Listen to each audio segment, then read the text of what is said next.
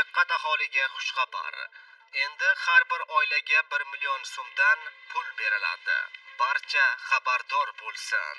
Assalomu alaykum, hurmatli tomoshabinlar. Tezkor yangiliklardan, birinchilardan bo'lib xabardor bo'lishni istasangiz, videorolik ostiga like tugmachasini bosib, kanalimizga obuna bo'lishni unutmang. Like bosgan insonni Xudoyim doim qo'llasin. Diqqat! 2025 va 2026-yilgi isitish mavsumida ehtiyojmand oilalarni qo'llab-quvvatlash maqsadida noyabr oyida ayrim toifadagi oilalar uchun 1 million so'mdan bir martalik moddiy yordam beriladi. Unga ko'ra, yordam ijtimoiy yordam reyestriga kiritilgan hamda mahalla yettiligi xulosasi asosida yordamga muhtoj deb topilgan oilalarga ajratiladi.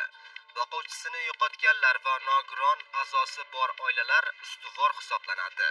Nogironligi bor farzandni parvarishlayotganlar hamda uzoq davolanishga muhtoj hamda ko'zda tutilgan yolg'iz keksalar va nogironlar ham moddiy yordam olishi mumkin.